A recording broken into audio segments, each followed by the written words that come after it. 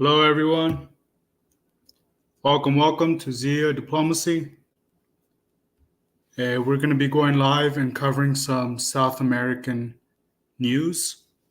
South American news is pretty underreported, and this is going to be a fun one because this has to deal with a little bit of the shockwave of Trump's victory.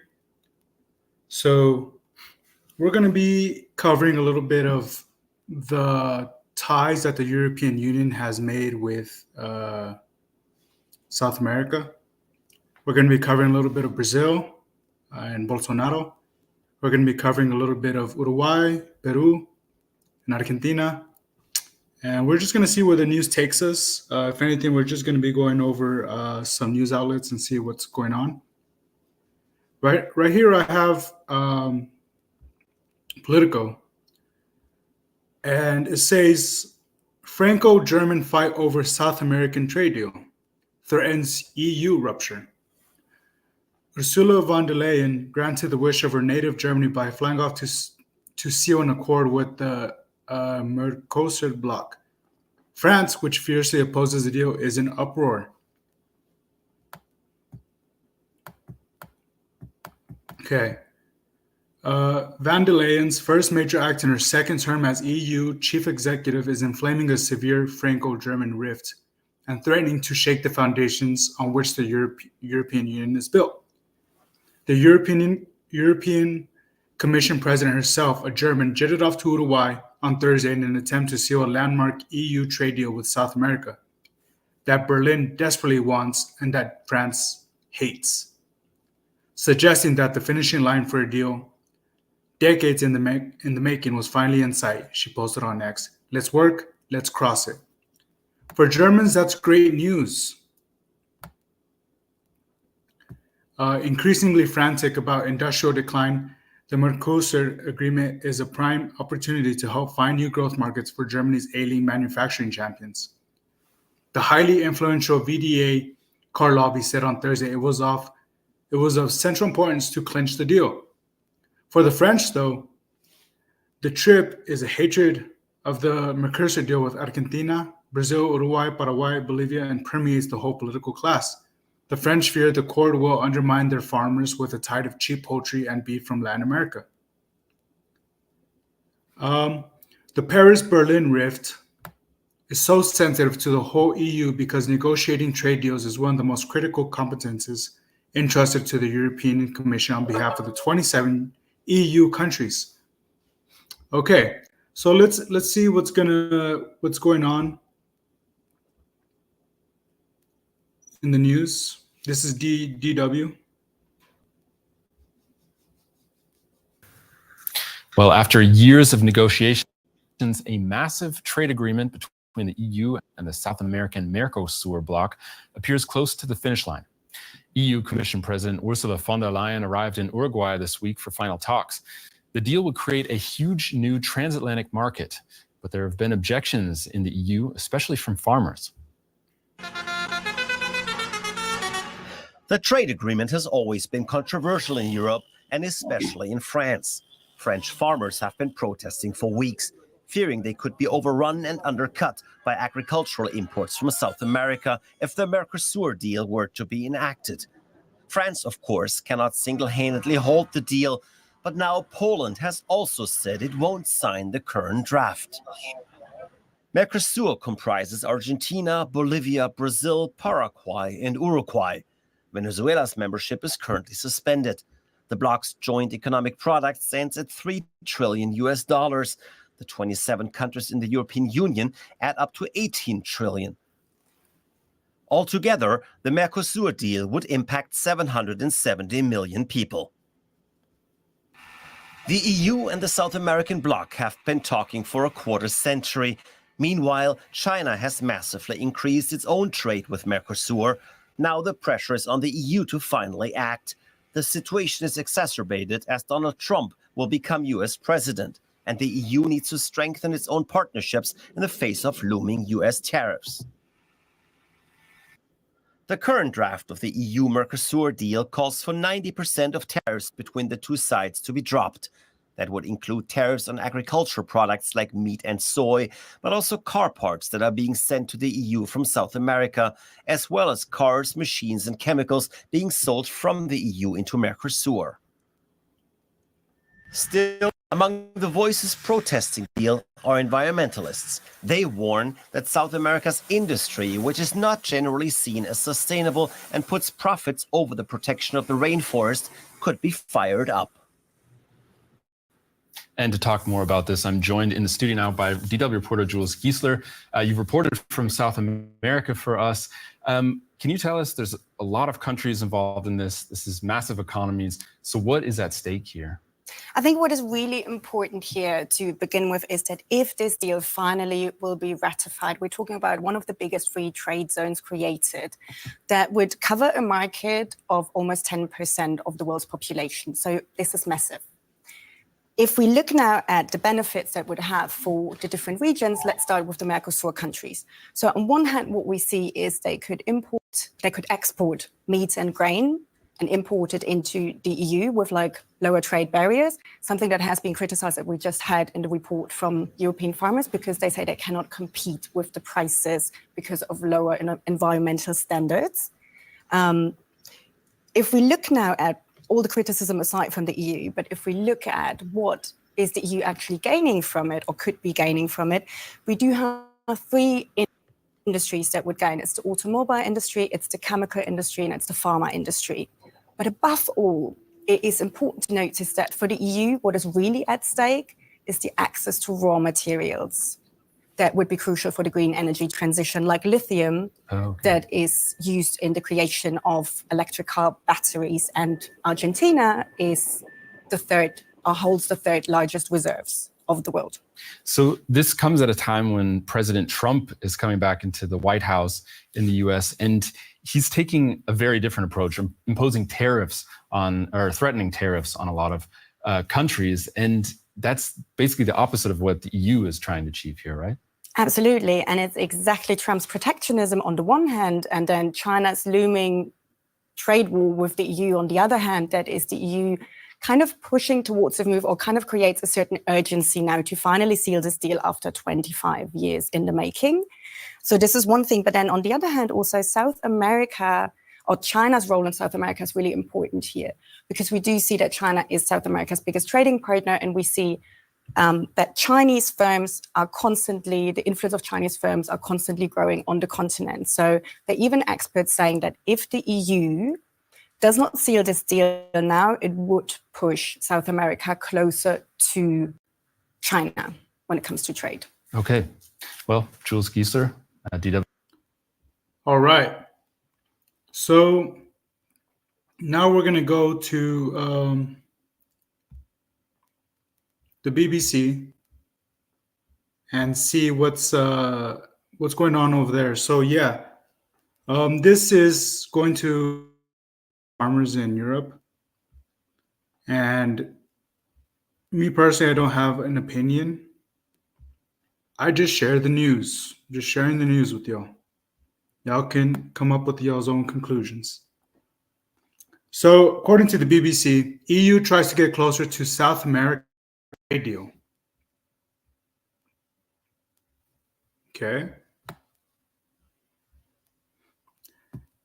The European Union has signed a trade deal with 4 of South America's biggest economies. Van der Leyen has called the agreement a truly historic milestone. Okay. If this deal gets ratified by EU states, it means that companies trading between the 2 regional blocs will charge each other lower tariffs, use simplified customs procedures, and it'll give the EU easier access to raw materials. Van der Leyen told reporters in Montevideo, it was in the interest of Europe's citizens. It means more jobs, good jobs, more choices, and better prices. Okay. So it says that last year, Europe sold almost 46 billion euros worth of goods to Argentina, Brazil, Paraguay, and Uruguay. So the deal is set to grow exports of goods, including cars, machinery, chemicals, and pharmaceuticals at a time when trade tensions are growing with other parts of the world, the US and China in particular. Okay.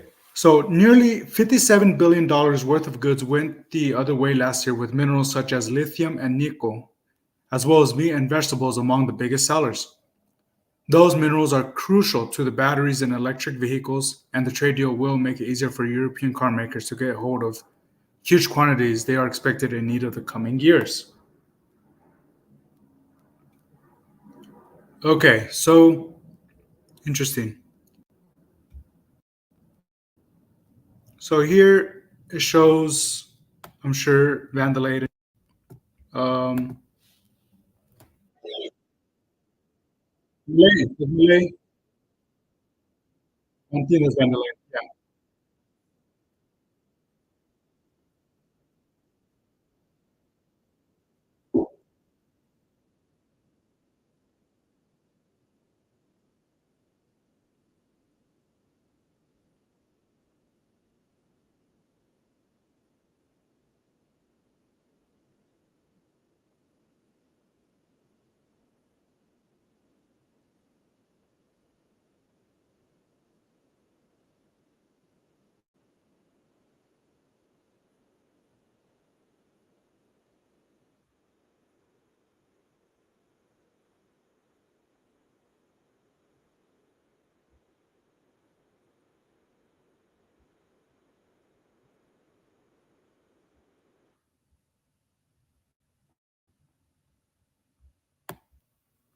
Okay.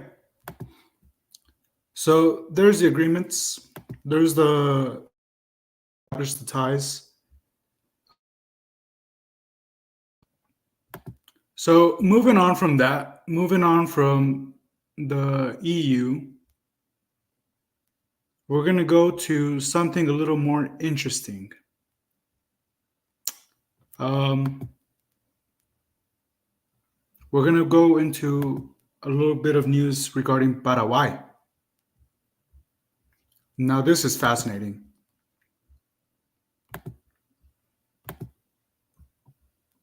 And yes, it has to do with China.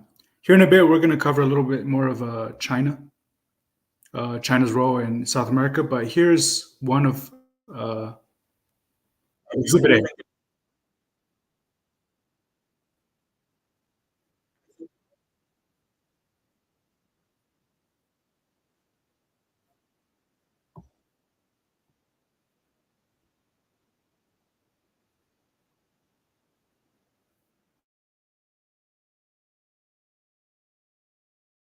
A moral lecture on its ties with Taiwan. The Chinese official also attempted to influence Paraguay's lawmakers by urging them to ditch ties with Taiwan and embrace the one China policy. But after being declared persona non grata, the Chinese envoy pleaded that he was just attending a UNESCO meeting in Paraguay's capital. My purpose for this visit is to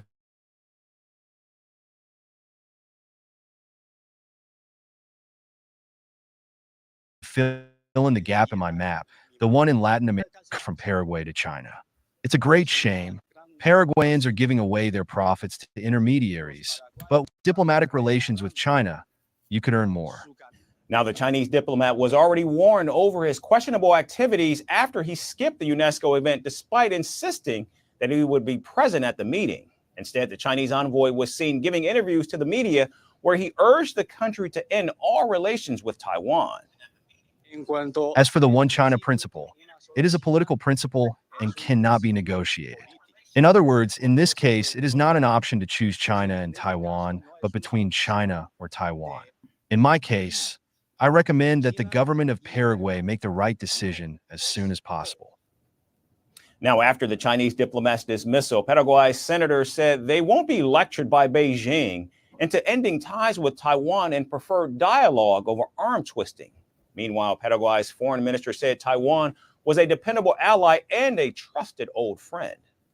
The relation between Paraguay and Taiwan is based on principles and values: democracy, freedom, human rights, and we are working very close with the Taiwan government in several issues in cooperation about education, health, development, and also working on safety, security issues that is quite important between our two countries. That is not because the United States is asking Paraguay to keep the relation with Taiwan. Yeah, this guy's based. That is a very important decision of the government of Paraguay, and the people of Paraguay like very much Taiwan. That is the reality that we have in front of us. Now, out of the 33 nations in Latin America and the Caribbean, only 7 countries recognize Taiwan and have formal relations with the island nation. In fact, in recent years, several South American countries have cut ties. So that is those countries that have the relations are Guatemala, Belize. Well, the Latin American and Caribbean countries who recognize Taiwan are Guatemala, Belize, Haiti, St. Kitts and Nevis, St. Lucia, St. Vincent and Grenadines, and Paraguay. Not very much of them. With Taiwan over pressure from Beijing. In fact, the United States also follows the One China policy and does not recognize Taiwan as an independent state.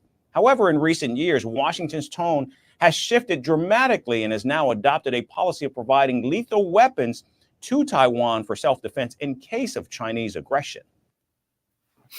Wild, guys. So yeah, essentially, Paraguay has deported a senior Chinese diplomat, Su Wei, after accusing him of meddling into the South American national affairs. The Chinese envoy was in the Latin American nation to attend a UNESCO meeting, where he did not attend the summit and instead lectured Paraguay over its relations with Taiwan. Paraguay is one of the few nations in the world and in Latin America to have diplomatic relations with Taiwan. Paraguay's foreign ministry declared Su Wei persona non grata and given the Chinese envoy 24 hours to leave the country. Meanwhile, the Chinese envoy said that it was a shame that Paraguay did not have much trade with China. Ooh, Paraguay taking a stance. Nice.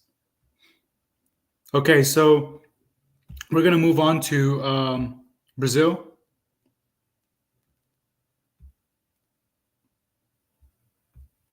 We're going to be going over some heavy news.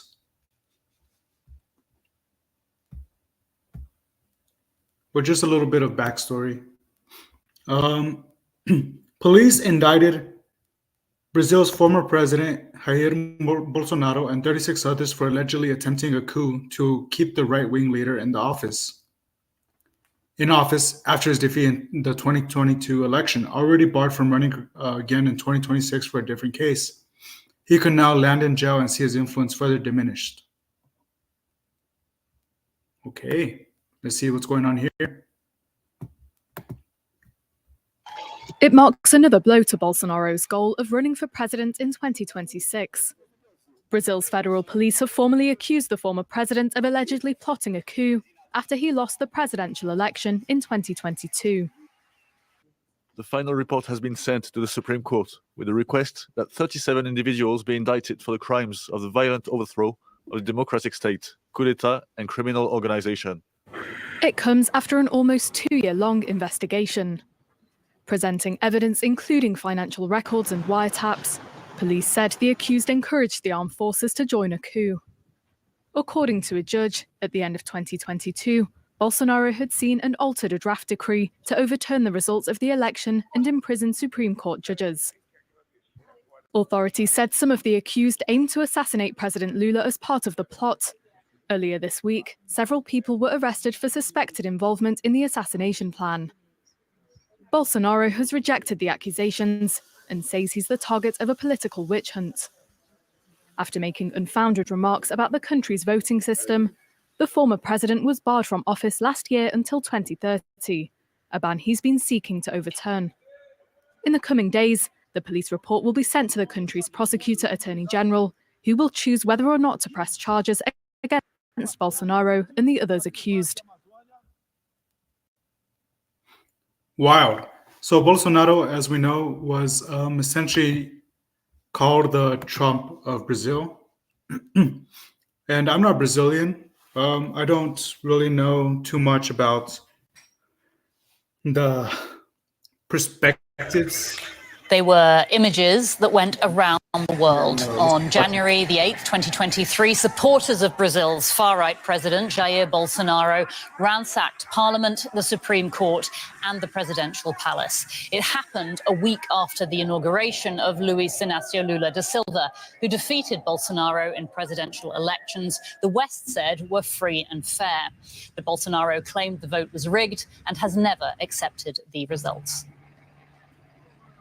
Now, a new report released by Brazilian police claims that Bolsonaro plotted a coup to overturn the election results. He allegedly called a meeting with top military officials in December 2022 and then presented them with plans for a coup. He asked them to join him. But while the Navy agreed, the Army and Air Force declined, and so it never went ahead. The police report says that Bolsonaro actively participated in the creation of the coup plan, being directly involved in the drafting of documents and strategies to remain in power even after the electoral defeat. Police also claim that Bolsonaro had full knowledge of a plan to assassinate President-elect Lula and his running mate.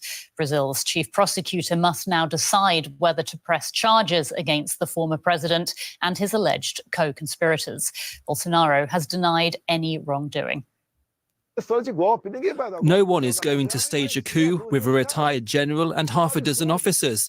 What they are saying is absurd. There has never been any talk of a coup from my side. The word coup has never been in my dictionary. Yet, since I took office in 2019, I have been accused of wanting to stage a coup. Brazil's president, Lula da Silva, spoke publicly about the alleged coup and attempt on his life for the first time last week. I'm someone who has a lot to be.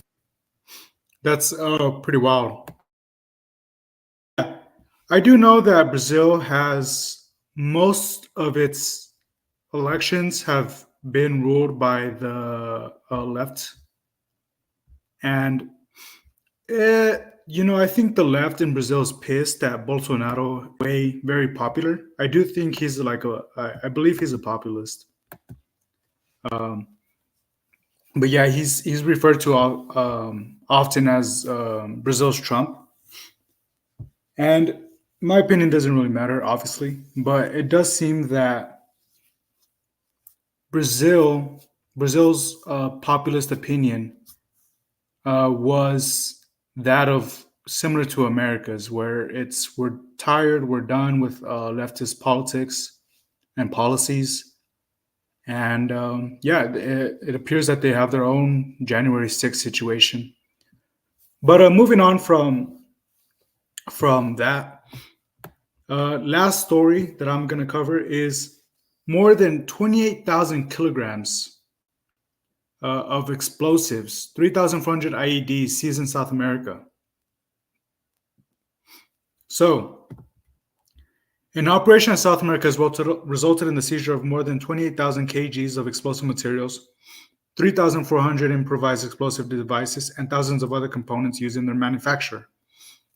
Operation Claymore brought together law enforcement from 9 countries to target the theft, smuggling, and trafficking of explosives and related materials. This international collaboration, coordinated by Interpol, also led to the seizure of 93,000 meters of detonating cord and safety fuse, 205 grenades, 73,000 detonators, and thousands of kilos of chemical precursors. As a result of the operation, 45 individuals were arrested and several related investigations are still going on. So, authorities in Ecuador inspected a location suspected of storing explosive materials for an organized crime group. On site, police seized 8 C4 explosives, demolition blocks, 30,000 rounds of ammunition of different calibers, 750 cylinders of heroin. Colombian police ran an investigation that led to a raid improvised explosive factories that seized 3,000 IEDs. Wow. So here's the photos.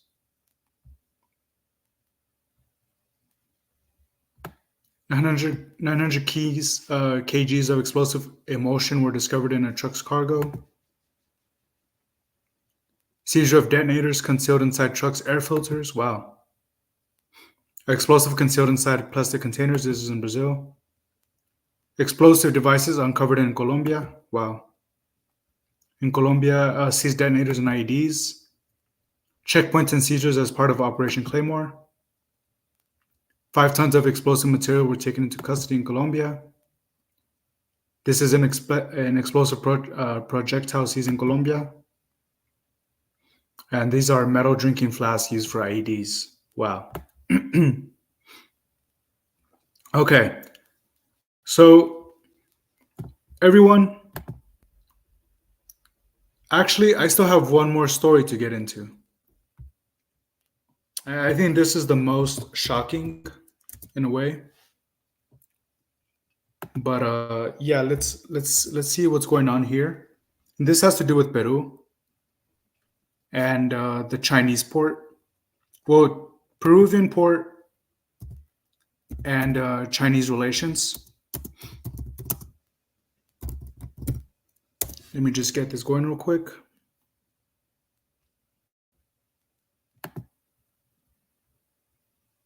Share the tab.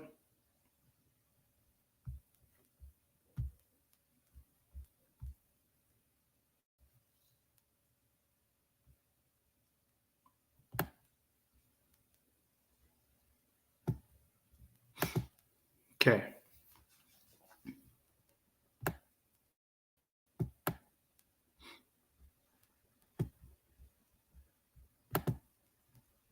Okay, so just a little bit.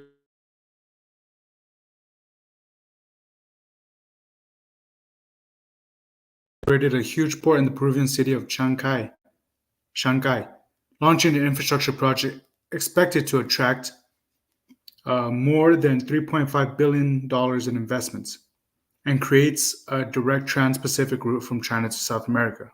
Wow. Let's watch. Today, the transportation of goods exported from South America to the Asian market will be shortened to between 25 and 35 days. That means people in Asia can taste the fresher coffee, blueberries, and avocados from Latin America. The port is expected to generate $4.5 billion of annual economic benefit for Peru and create thousands of jobs for local people. Now with the new port of Shanghai, many opportunities is going to come. It's going to be easier for us to bring our products here to Shanghai and then to China. For example, Chinese NEVs can be shipped to Peru. In fact, there are NEVs in some of these containers here at the port.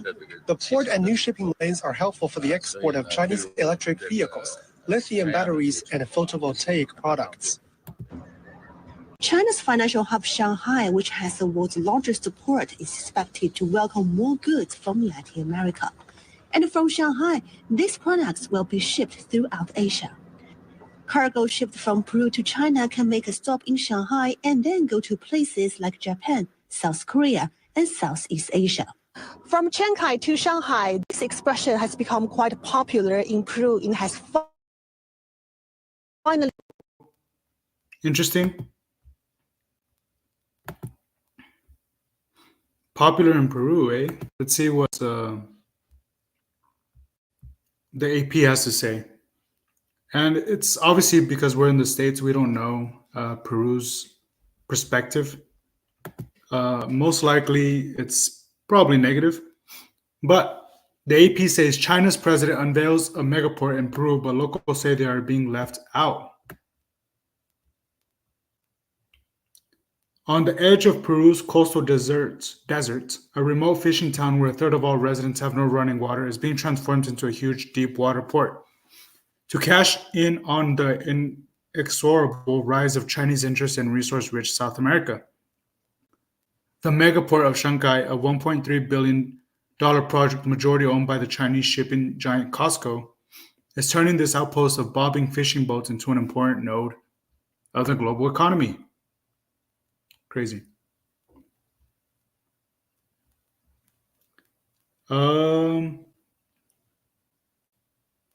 Right here it says considerable income and enormous job opportunities will be generated for Peru, Xi Jinping said from Lima. Okay.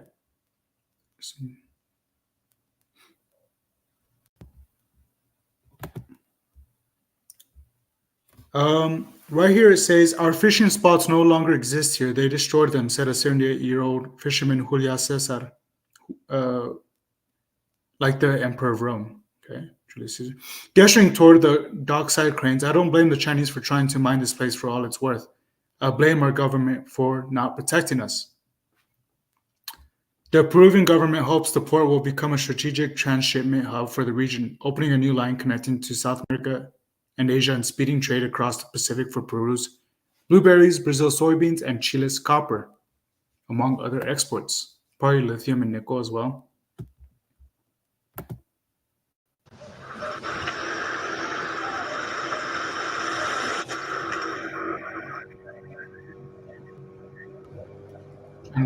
Perú. Han destruido, pues, se han apropiado de una parte del mar. Sí. Punto pesquero ya no existe. Usual fishing spots no longer exist. Los han encerrado. They have destroyed the bay. Han destruido el cerro. Ahí llegaba la corvina, la chita, todo clase de pescado.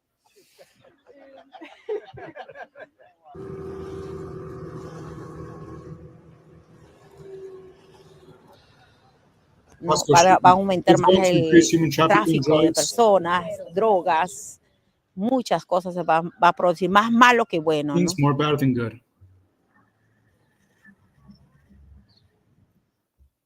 Wow. Okay, everyone, that is it from me today. That's South American news. See you on the next one.